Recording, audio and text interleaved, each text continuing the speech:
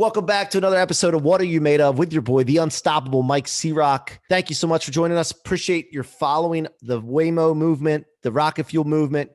I'm so thankful to have you guys as viewers, listeners, and supporters. Today, I brought my friend on today, Corrie George Elieff.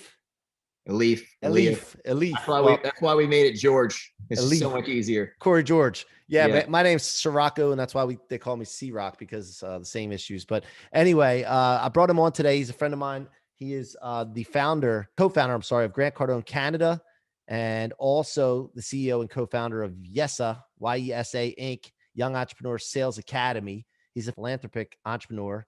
He's obsessed with coaching and leading individuals to increase their abilities in sales, communication, and personal development. He's an animal in a good way. And I just want to welcome Corrie to the show. What's up, Corrie? Yo, what's up, Mike? Thanks, man. Thanks for having me on.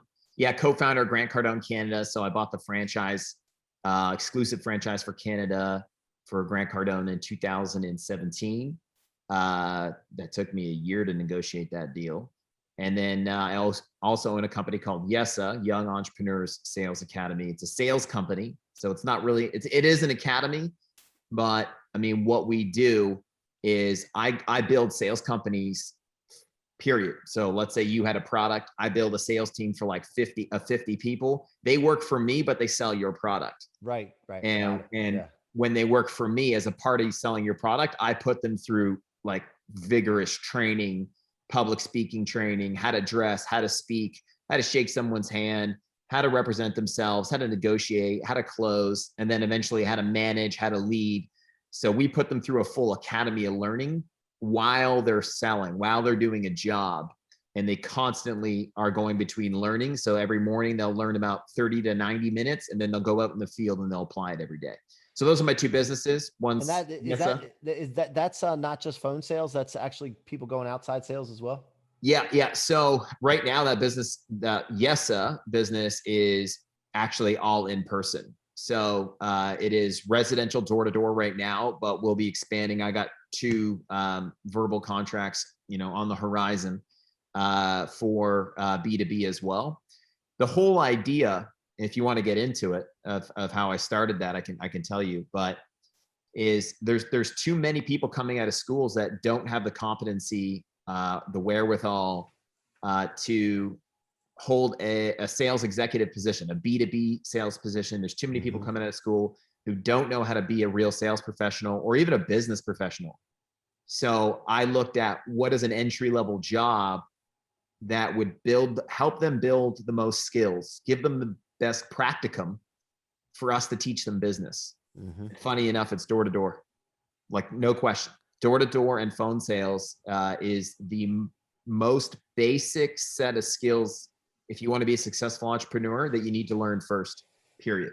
Yeah, I agree 100%. I love that you're into that. But let's get into the question of the day, which is always the way we start the show, which is, what are you made of, Corrie? What am I made of? I'm made of energy, man. Like I'm an energetic being. I don't think that I'm made of this guy that's sitting right in front of you. I don't know if you're asking what my composition is, but I mean, I feel like this is my unit. I'm pretty proud of this unit. I think I'm pretty blessed. I got a good looking unit that's healthy and strong, but I believe that I'm energy, and I believe that I'm accumulation of intelligence, of vast period of time. I mean, even if you're not a spiritual person, which I am, and you're more of like you want to be as scientific as possible, like I am a genetic creation of millions of years of intelligence, right? So if I were to look at it that way, but I believe that I'm a spiritual accumulation of intelligence of eons. And I mean, just, why I say that is because I've got abilities that I didn't learn. You know what I mean? Like I've been able to do stuff since I was a kid that astound me now. Like I look back on the things I did as a kid, going out and knocking doors, going out and doing all sorts of things, building a life. And it's like, how did I learn these skills? How did I learn how to control adults as a 12-year-old? Right. Right. So yeah, that's what I'm made of, man. I'm made out of eons of intelligence. Yeah, no, I love it. Compacted into one. I don't know if that's a cocky answer or not. No, I mean, it is what it is. And I agree with you, man. But people answer that question differently. Some people, they use words like persistent and all that, but I love it. I think Grant, our friend Grant, said something about he's a little thing of energy, a little speck of energy bouncing around all over the place. Something like Yeah. that. Yeah. Good. I mean, But, well, you know what? Persistence is a consistent across everyone. I mean, everyone's persistent. If they didn't persist, you wouldn't exist, right? exactly. So like for me, I'm persistent with people. Yeah. Like if Well, but I also what we're committed to, like whatever we're committed to, we'll be persistent with.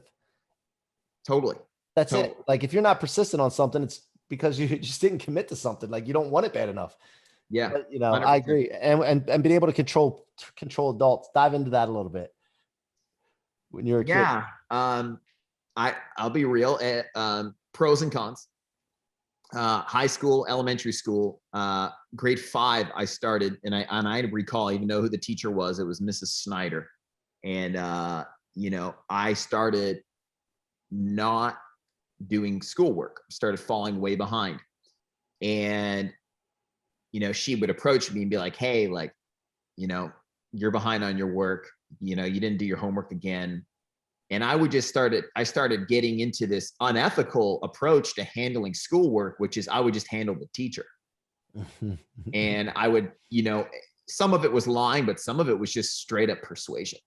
And it would be, hey, like you didn't do your schoolwork, but like, hey, listen, yeah, I got a lot, there's a lot going on. I would just be pulling on the heartstrings and manipulating. And I'm not saying it was ethical, but I'm an 11-year-old kid. I'm handling this teacher. And she used to write me notes at the bottom of my work, when she would check my work. And then one of the notes she wrote was like, maybe it's time we started speaking to your parents. And my mom finds this notebook, in my backpack, and near the end of the year. And she starts flipping back, reading all these notes between me, like notes from the teacher. And she could see that this has been an ongoing issue for like 3 months. So my mom goes to the school and she like loses it on the teacher. Like, how did you not approach us, the parents, like 3 months ago? And the teacher had nothing to say. Like, basically she got handled by me for 3 months. Yeah. And then that was just a continued habit. I just ended up carrying that at grade 6 and got away with it in grade 7. Actually, I had a male teacher that year. He did not take anything. So I put some ethics in there. But I got into this habit of like, instead of handling the teacher, instead of handling the work, I would handle the person assigning the work. And it really helped me hone a lot of things. I started looking like, all right, what's more believable? And I started telling the truth in such a way that the teacher had nothing to say. I got away from the lying because I realized, oh, that actually leads to chaos. And I just started being really upfront with the teacher. And I ended up getting what I wanted. Yeah. And now that created that hamstringed me in a way, because I got really far with that strong suit until I got into the corporate world. And then eventually, now I built this habit of not completing projects. So I got this really strong suit of handling people. Yep. But this really weak element of not completing what I say I'm going to do. Yep. And then all of a sudden now you start using this strong suit of handling people to handle this weak spot. And then over time, people lose faith in you. And this happened to me in the corporate world. I climbed up to, I was 24. I'm the youngest director in a company, a $1 billion company, blue chip company up here in Canada. I'm the youngest director they've had in history. And I'm really good at training. I'm running a business of about 80 people. It's my division in the company. And then as soon as we grew past 80, I couldn't do it. Like I could handle 80. It was like plate spinning, like go here, train these people up, go here, train these people up, go here, train these people up. But when it came to completing the projects for expansion, for systems development, for process development, never got any of it done. Never got any of it completed. So then they had to bring in other executives to basically, support me. And I ended up, falling out of that position of power. So anyway, that was the whole, controlling adults. I mean, I would knock on doors as an 11-year-old. You believe the money I was making. I paid for my own motorcycle when I was 11 years old. So talk about growing up. You can go back to as far as being in diapers or anywhere up to now, but what what was growing up like, man? It was definitely being more aware than most kids my age. I'm just being real. Like, you know, I haven't really talked a lot about this, so it's good to look at. I was aware that like something was up. Like, I'm a kid, and I'm like, look. Sometimes I just like stare myself in the mirror, and be like, yo, what is this whole thing? What's this whole game of life about? I'm like having these conversations with myself when I'm like 11, 12 years old. But I was mouthy. Like, I'll be real. I was a mouthy kid. I would just, I had a way of getting in people's head, you know? And I had an older brother who would beat the shit out of me, pardon my language. And I would just, you know, I would work on his head, and then he would come and beat me up. And that actually made me really tough physically. So when I had to fight kids my own age, it was a lot easier than fighting your brother who's like 3 years older than you. Yeah. But yeah, man, it was about getting what I wanted. I mean, that, like, as a kid, like, I had dirt bikes. I had like high-end bicycles, you know, bikes that cost like $1,000 back in the early 2000s. And it was all about just what I wanted. It wasn't about school. I got 70s and low 80s in school. But I never applied myself. I had no interest in it. You know, I did enough to not get in trouble from my parents, you know? And then, yeah, like as a kid, man, I'm like, really all I wanted to do, I had this idea of like constantly reinventing myself. That was the biggest thing. Like, people would always say, oh, Corrie talks too much. You know, Corrie's always interrupting the teacher, you know? So I would come home, and maybe not rightfully so, but I would like look myself in the mirror and be like, oh, I'm gonna reinvent myself. Like, you know, I'm gonna be a new, better version that no one can say anything bad about. So, okay. So when you say that, you're talking about that stuff was getting to you when people were saying that, and you felt like, wait, I got to change. I got to do something different. Yeah. I think the real cognition was like, I started recognizing too, like, it's not enjoyable for other people. You know, like, I never want to be a nuisance. Right. You know, like, that really bugs me even to this day. Like, I've got a pretty aggressive personality. I did a podcast with the owner of a stem cell clinic in Colombia, and him and I are friends. His name's Eric Stoffers. He owns BioAccelerator, like the leading second or first leading stem cell clinic in the world. I did a podcast with him. I interviewed him. We might as well have called it Corrie Interviews Himself. and I've done that before. So I'm watching this podcast, and I'm like, this is garbage. Like, I have to throw the whole thing out. Like, I just took a few clips of it, and I called him. I'm like, dude, how are we even still friends? Like, how, like, I would have been so annoyed if I were you. He's like, I didn't mind. I'm like, oh. So I don't like that stuff. I mean, I'm super cognizant of, am aware, like, I had a really high social awareness to a point of, it can cause self-consciousness, where I'm so aware of what's going on with the other guy that I really get upset with myself when, you know, my arrogance, or my just aggressive nature, or even my intelligence. Like, you know, I've done some IQ tests and I've done some aptitude tests, and I scored ridiculously high. And then I'm just, sometimes I think it comes from like a place of wanting to help, but I'll like cut the guy down. You know what I mean? Like, I'll not. I can relate to all of this that you're saying, man. You know, it's so similar.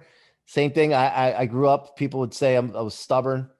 And I look at that, it's perversely unyielding, right? That when I wanted something, I got it. And it's not because it was handed to me. I went out and got it. And now, as we've grown up and we're more ethical and understanding things, I mean, now everything's directed towards things I want, but it's for improving things, improving environments and people's lives and conditions. So, but before it was like, yeah, I got to get this, you know, and people would say, oh man, you're so annoying, you know, and then I would look inside at that a lot of times. I would do me too, man. I got annoying a lot. I probably still get annoying sometimes. I mean, but now I'm the boss, you know, so people won't say it to my face. Yep. Most of the people in my circle either work for me or are shareholder, or, you know, like, I've made so many people around me so much money, or helped them meet their significant other, or, like, actually, you know, or like, if I actually look at my environment, Yeah, not to take credit, but like if I looked at who led the way, I helped a lot of these people. So I think a lot of them just tolerate, my idiosyncrasies and in quirks and arrogance. And then the people who haven't been helped by me or don't know the impact I've had, if they look at me and they see, you could look at me from a Facebook or an Instagram lens on a bad day or even an average day and be like, this guy's a douche, Yeah, but so I will say that I that held me back for a long time on social media from doing what I wanted to do.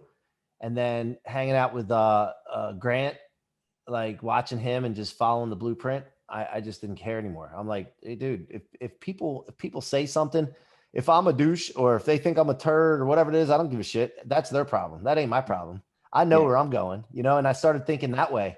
And then it all changed. I'm like, I don't really care. Like you are the crazy ones. You know what I mean? So did you 100%. notice that at all? Did you go through a period of time where you just didn't give a shit anymore after a while? Yeah, man. I mean, I went through, so it's a phase, right? It's like, I went through where like, I just didn't give up at all. Like I just did not care. And it caused expansion for sure. The thing is, I've also, had some challenges in the last 2 years. So like when you get sick, your mind goes away. So I had a fall from grace. And a fall from grace is basically, I was a power player in my arena. I mean, I had 200 employees at Ledcore. That was the company I worked at. And I was called the chief. My last name is Elieff, Chief Elieff. Yeah.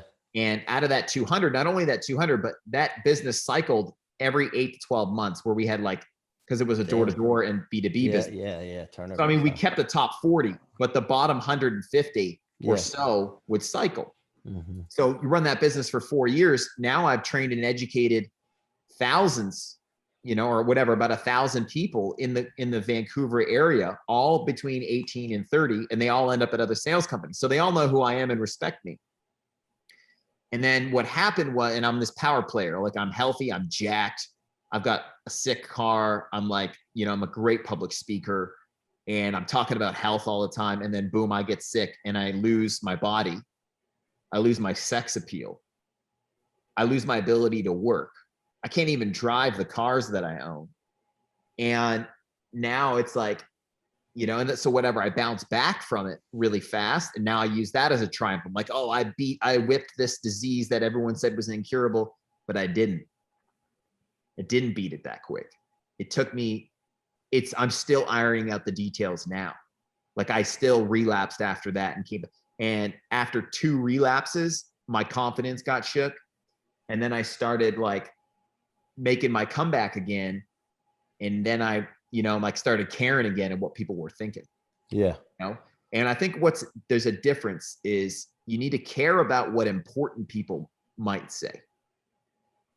And you define what's important. I don't give a shit. Like I got aunts and uncles. No. I got an aunt and I got some cousins that I couldn't give a shit what they say. And it don't matter how good what I do. I got friends that I don't give a shit.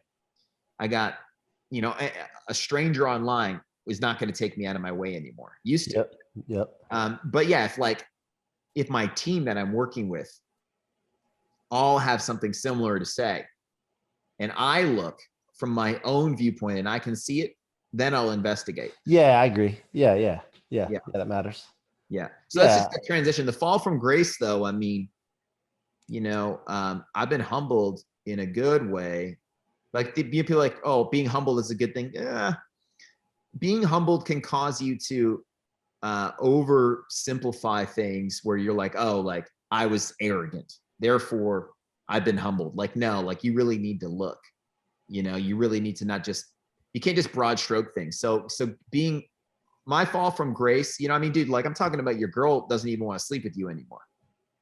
You're 110 pounds, bro, 120 pounds, 130 pounds. You got swollen prednisone face from taking all these steroids. You got this big swollen head in this scrawny body, like you can't eat anything. You're always irritable and angry. I went through that. I went through going to the beach in Miami. A year prior, I'm 185 pounds, 180 pounds, 12% body fat, chiseled.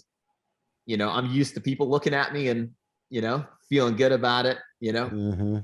Go back to the beach a year later, I'm 130 pounds. I'm mostly water weight. I got a big swollen face, no upper body, a big swollen belly from the drugs that I was taking. And like, no one even looks twice at you. You go up and you talk to people and they, like, you can see they're just not, you know, they're not connecting with you. You've lost that spark and that charm, you know, or like, and confidence. You're walking up a set of stairs and you get gassed at the one flight. So I've been through that, and I think that kind of. What was that called? The sickness. What? The sickness, the illness, was it? Oh, that was Crohn's disease. Yeah. Okay. Yeah. And then what did you do? What did you do to attack it and try to overcome it? I mean, you said you beat it, but then you came back. But what did you do? Like, what worked? What did you find was the most effective? Well, rule number one is I found people who had cured it. Period. Like, it's the same thing for making same thing for making money. Same thing for building a good relationship with your wife. Same thing for getting jacked or fit or learning a sport or an instrument. Is I had to learn from people who had done it. So I mean, these doctors, I was in this hospital and I'm like, oh, have you ever cured this? Like, no, this is not a curable illness. Like, okay, so you're not the person to take advice from. Yep. That was rule number one. Rule number two then was understanding that even if someone has healed it, that worked for them. So I might need to look at quite a few cases of what people have done to heal this particular situation and investigate what are the common denominators across all of them. Right. And so that took some time. And then the other aspect of healing it was, I mean, man, like healing an illness like that, illnesses aren't caused by the individual. We talked about this before we started recording.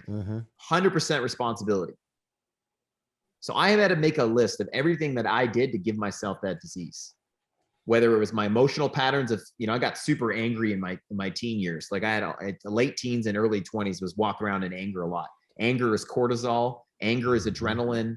Anger is norepinephrine. Anger is all your stress hormones that don't cause correct bile production for stomach acids, don't create a healthy state for your intestinal tract, don't create proper digestion, have negative effects on the immune system. So, you've been living a certain way for 29 years. When I got sick, I was 29.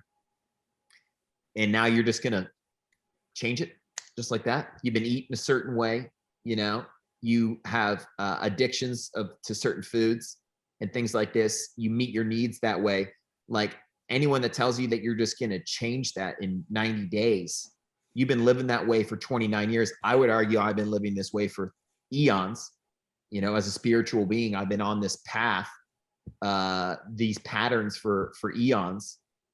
I'm not going to just turn the ship around. I mean, it takes 5 miles or something like this, 3 to 5 miles to turn a U.S.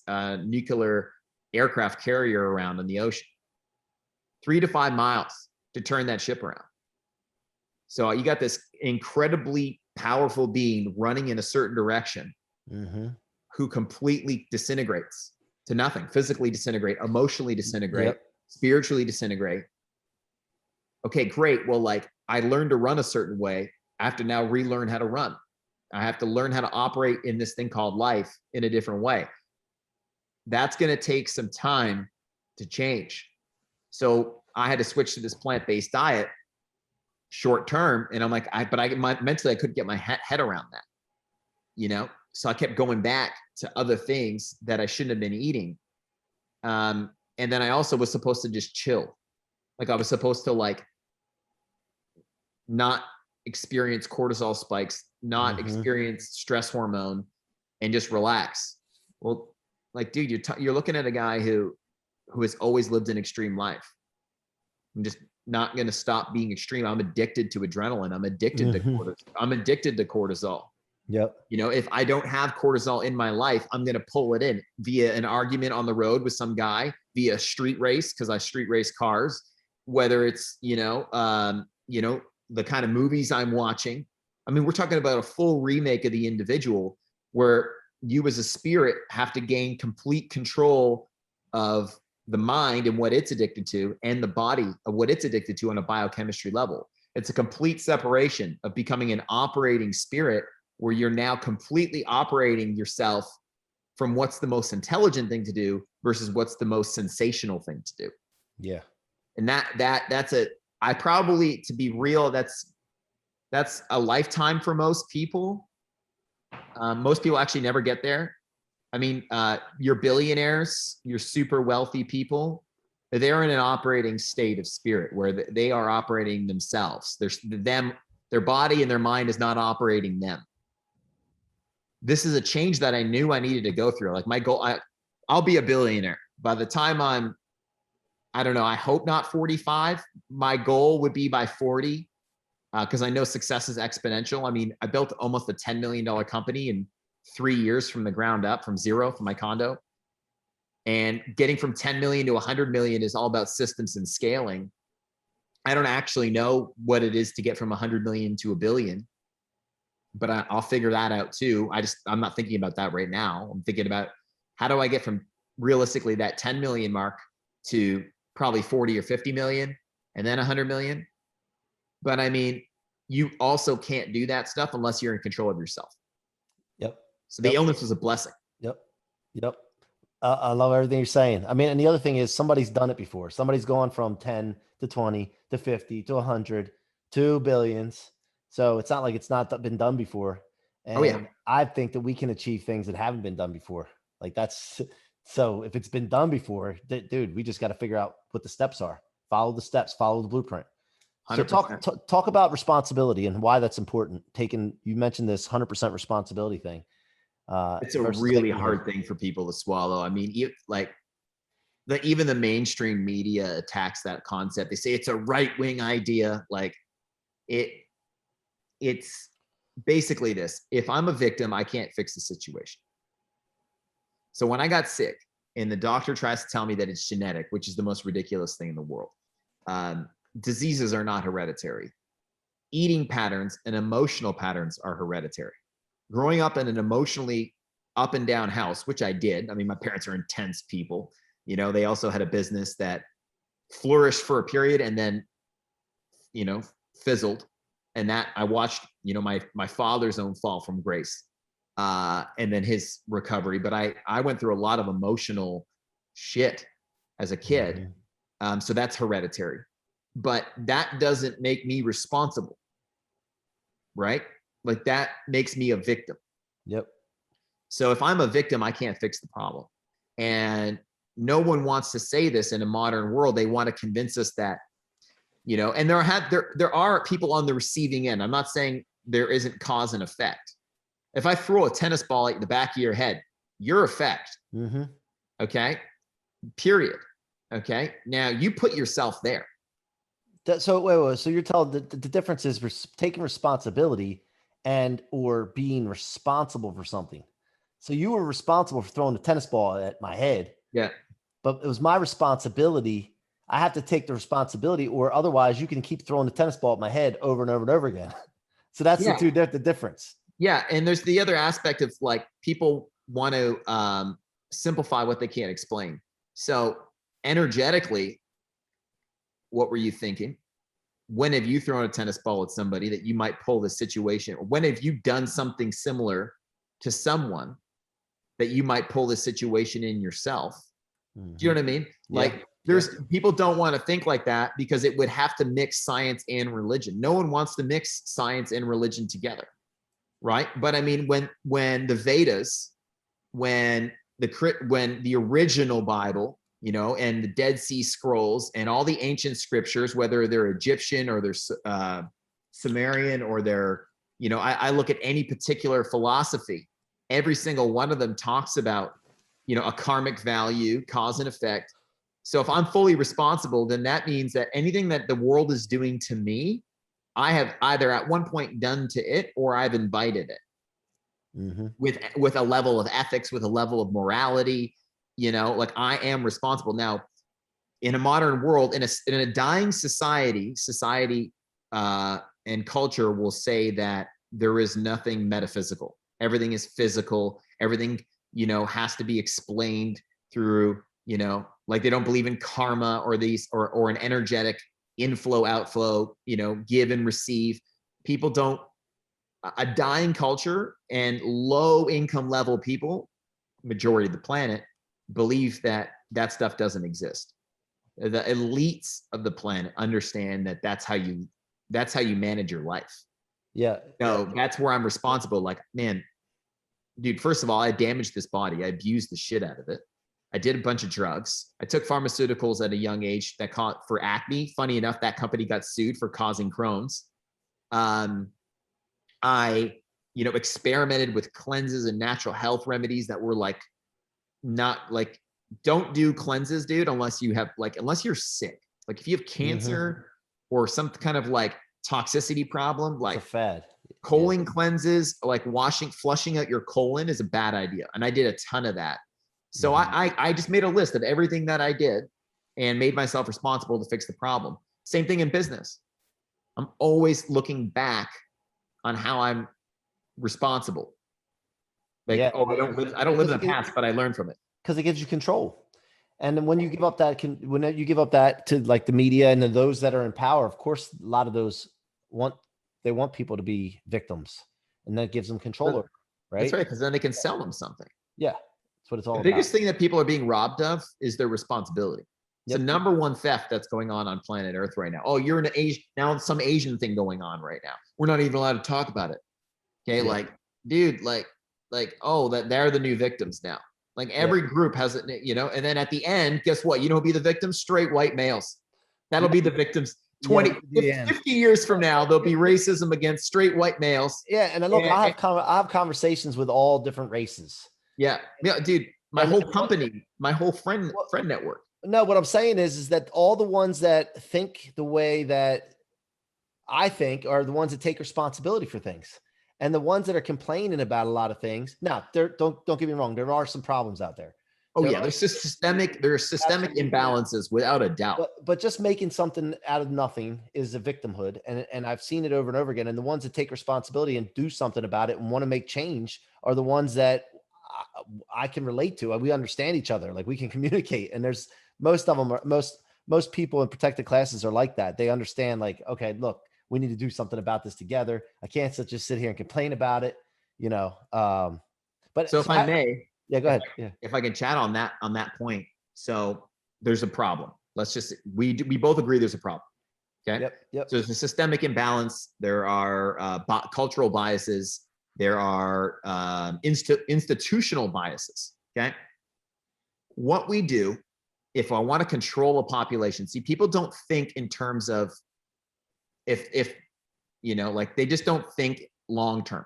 If I want to control a population, I'm going to convince them they're a victim of something.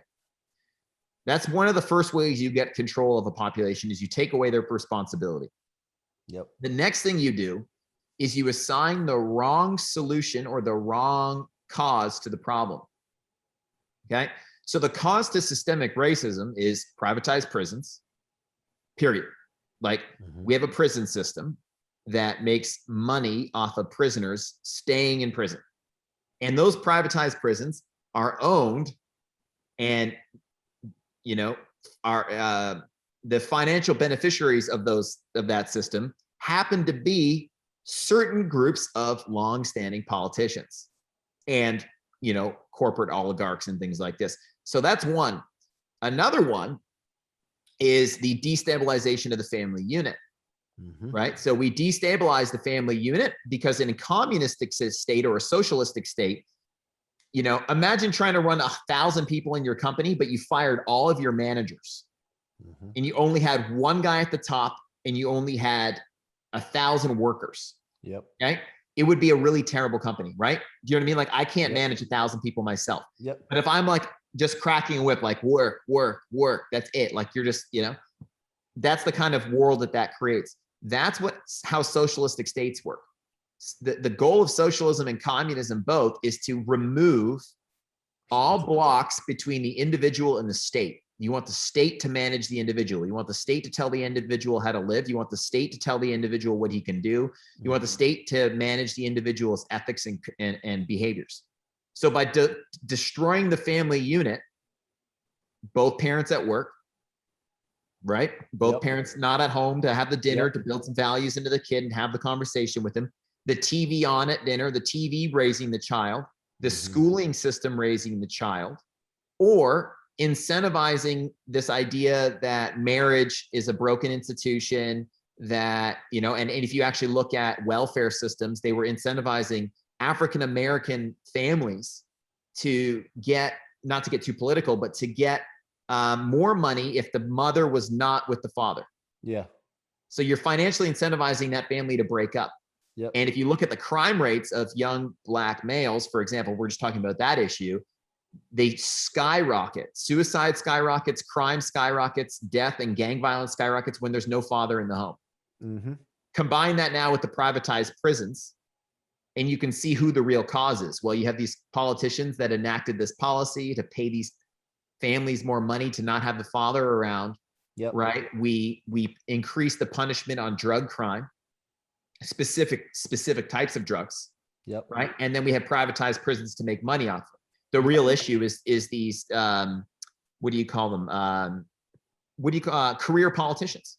Career politicians and these people with these corporate influence. So again, coming back to responsibility to tie it all together, is as soon as you steal people's responsibility, they no longer look for solving the problem and they let someone else tell them the solution. So someone gets sick. Hey, you're not responsible. It's not your fault. It's genetic. We don't know what causes it. Here's the pill. Buy the pill from me. It is the same issue across all problems on the planet. You steal the responsibility, you give them the wrong solution. Hey, you're an African-American male, you're this, you're that ethnicity. You know, here's some money, here's some welfare. Here is, right, instead of the real solution, which is here's a real education. Here is, you know, let's re-educate that area into good family values. You know, help establish, you know, churches and communities in those particular areas, establish businesses for opportunity. And give them problems to solve. Give them problems, exactly. Like, you know, the last administration, Donald Trump, whatever, whether I like his tweets or not, and I have my own opinions on that, did a great job creating opportunity for people to capitalize on, putting responsibility back, give the responsibility back to the people. They'll solve a lot of the problems. Yep. Love it. All right, that was a long-winded answer. No. You rolled through it, dude. That's exactly what the problem is. Yeah. Exactly. I mean, I couldn't have said it better myself. How did you get involved with Grant Cardone? So part of me out, you know, remember that problem I had where I, you know, wasn't getting projects done. I needed to train my salespeople. I outgrew my own wingspan. I couldn't train them on a wide scale anymore. So we bought Cardone University for that company, for that sales team. And we grew the business without the culture washing out from 80 to 150 sales reps. And we use this training as a cultural center stone to the business to really educate people, to really get these 21-year-olds, 19-year-olds, 28-year-olds into a mindset of responsibility, success, sales, production, and get them away from the fluff that a lot of these young people reach for, you know, this, whatever it is. Instant gratification. Even the self-help industry now is so like, meditate this. Like, I don't mind meditation, but like, dude, like, your problem isn't your limiting beliefs, bro. Your problem is your limiting skills. Yeah. You know, that's another industry, right? Convince people that they have limiting beliefs. How do you handle a limiting belief? Like, what's the science to that? Yeah. Well, it all comes back from not, like you're talking about, not having the skills to have confidence. When you don't have confidence, you're not going to believe. Yeah. I mean, for example, how did you start with Grant? You know, my stepfather passed away, who was my mentor, and I was just looking, and I'm like, man, I'm not sure if I'm ready to not have a mentor yet. There's something. And my brother read the 10X Rule, and he said, dude, this guy sounds just like you. You got to read this book. So I read it, and I'm like, holy shit, like this, he's talking to me. And that's how and then I just immersed myself in it. I'm like, this is how long what I ago need. was that? 2018, late 2018 into 2019. And I had been introverting because I had a bunch of people that were producers in my company. We built it to 8 figures, but we were like glorifying production rather than culture fits. And people were just me people. And I would come home miserable. We were doing well, but I'd be coming home miserable. And I started introverting because I wasn't able to hold people accountable anymore because I felt like they would leave if I did. And my leadership skills I had, but I just pulled them back. And when I read the 10X rule, I'm like, hold up, man, I'm not the crazy one. These guys are the crazy ones. Like, they're the ones with the problem. And then I was just off to the races there. Then I was like, culture first, man. Culture absolute, your foundation. Culture first. Yeah. Yeah. And you know, I knew that, but then you get around all these people with no validation otherwise that you're correct and no conviction. And then you fall into that trap. And then that's what happened. And I lost confidence in the fact that if everybody left, if I could do it again myself. Yeah. Even though I had everyone leave. So part of me getting last year. So in the middle of, in the midst of my recovery, talking about fall from grace, my business got shut down during COVID. Ontario business, the YESA, completely wiped out. Went from doing almost 400,000 a month to zero. Laid off 35 contractors. And I decided to pivot and get our sales team into this other opportunity. And I'll tell you about that other opportunity later. But I didn't do my due diligence on the guy that I was getting into business with. And long story short, we rack up a bunch of sales for this guy. I mean, millions of dollars in a month. Okay. Like major money. And he doesn't have any of the systems of what he said. He didn't have any of the lines of credit to procure and deliver what he sold. And none of it existed. So I had to go to my team of 35 people, all 18 to 30-year-old kids who look at me like I'm a stud, I'm the king, you know? And they would all tell you that. That's how they looked at me. And I have to go on Zoom meeting and I'm sick. I'm like, literally, I've got internal bleeding going on now because of the stress hormone and the cortisol and COVID and, you know, everything else. And I have to go on the Zoom call with 30 of my staff and say, hey, no one's getting paid. We're shutting this opportunity. So the last opportunity got shut down. The door-to-door in-person got shut down because we couldn't see people in person. So we turned it into a phone sales opportunity and sold this other product and service. And that turned out to be a complete scam. So they did a full month of work production. We built this company a whole website. We built them a marketing approach. We wrote them scripts. I trained up my whole staff. We sold, I can't even give you the number. You wouldn't believe it, but it was going to profit me $1.5 million net in 1 month. That's how much we killed it. So I'm like telling my girl, I'm like, babe, go car shopping. We're in Florida. I'm like, go find us a house like here. We're just going to move here. I'm telling everybody at my company, I'm like, everyone's getting bonuses, you know, like I'm like Damn. Santa Claus. And then I wake up the next day and I'm like, and there's just been this repeated, it's time to deliver the product and all the products not getting delivered.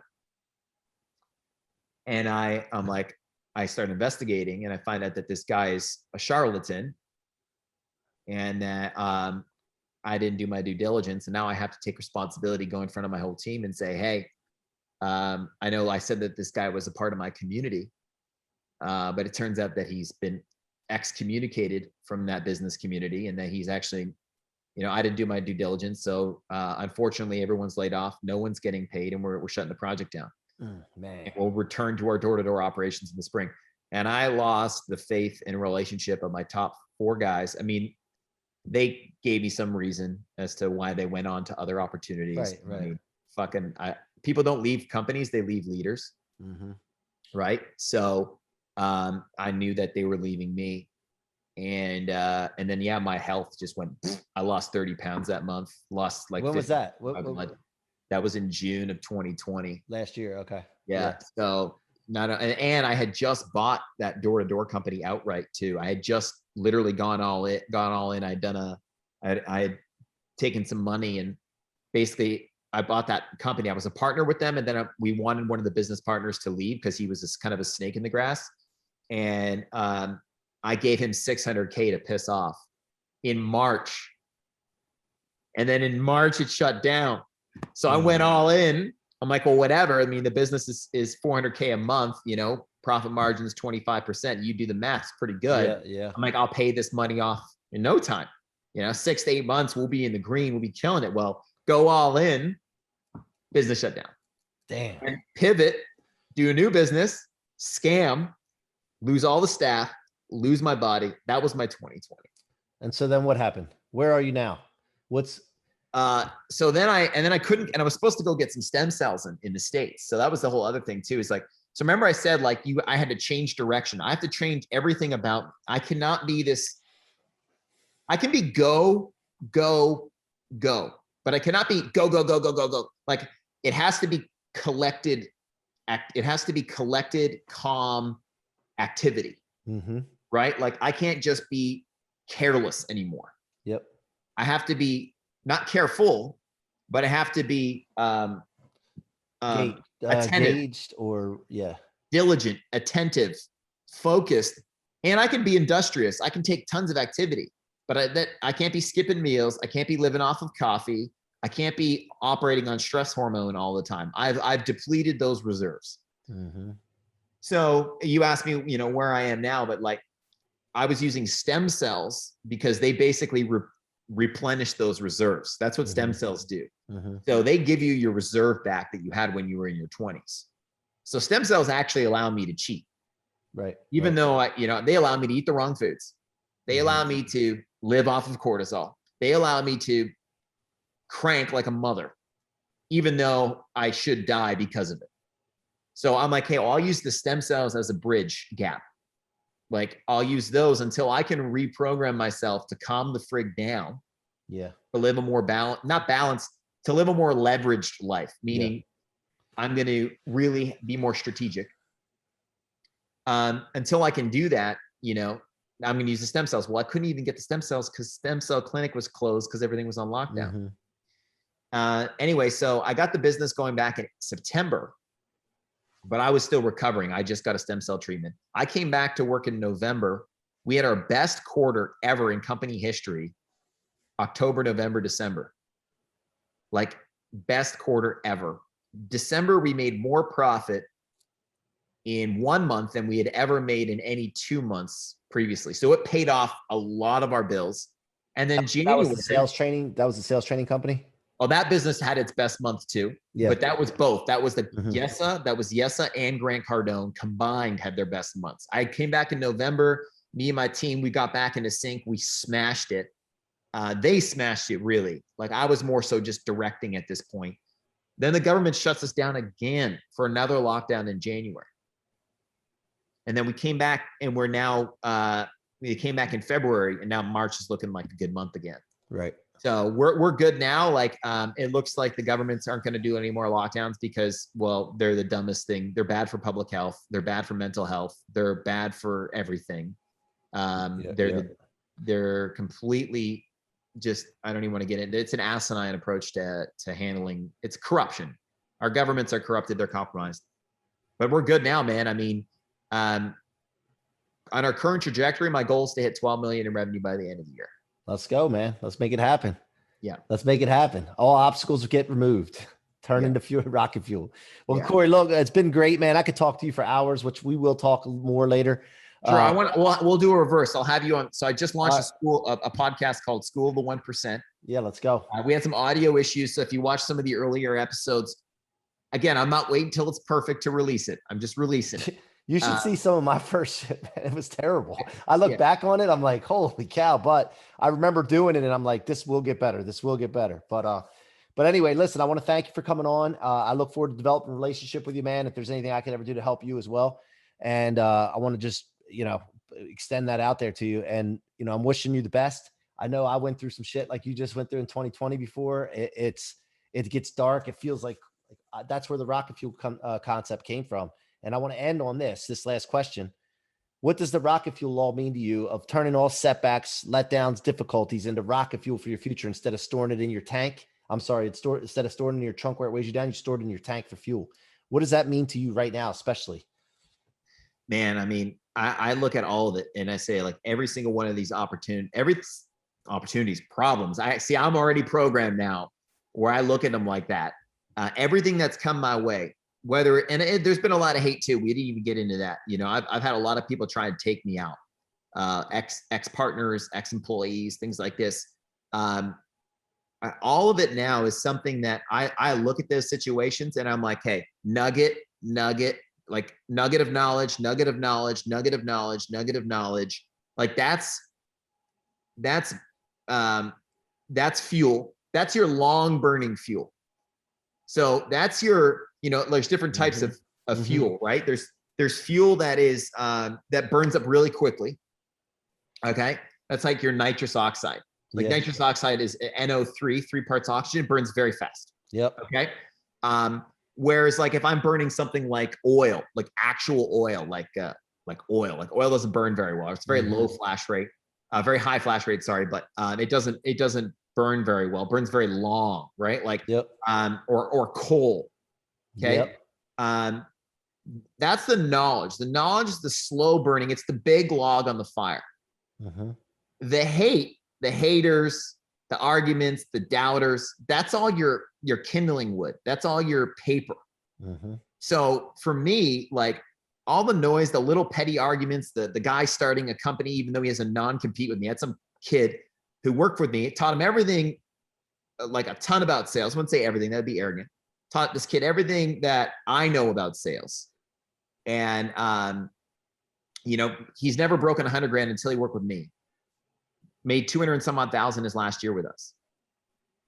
Guy starts a sales training company, leaves our company, starts a sales training company. Has a non-compete. I didn't even bother. I'm like, that's a piece of paper to me. That motivates me for a week or two. It's like, all right, I find out about it. I'm like, oh yeah, okay. Well, I'm just gonna work twice hard this week. That's the short-term fuel. The long-term fuel is I look at what did I do to that guy? What indicators did that guy give me? How could I have done, what lessons can I learn? And I operate on those forever, for life. Right. Yeah. I love it. So I burn the emotion right away. I burn the emotion right away. So I'm not living with it. I'm not angry with it. I also don't try and build my house on paper though. I'm not always, because then you're always going to be looking for anger. You're always going to be looking for someone to prove wrong. Like that shit doesn't last. So I take the knowledge, long-term, I operate on that forever. Short-term, I'm pissed off with this guy for the next month. I'm going to use that as motivation. Yep. That's one of the best answers to that question, man. Cool, man. Not to give you any more reason to be cocky. As you said, cocky. No, I love it, man. I love it. Thanks for coming on today, bud. I appreciate it, man. And you were great. You guys have been listening to the What Are You Made Of podcast with your boy, Mike C-Roc. Come back again. And, listen, if you want to be unstoppable, go get that Rocket Fuel book, Convert Setbacks, Become Unstoppable, forward written by Grant Cardone. He talks about what the Rocket Fuel law means to him and his business. Go get that book at mikecroc.com/book. Until next time, be unstoppable.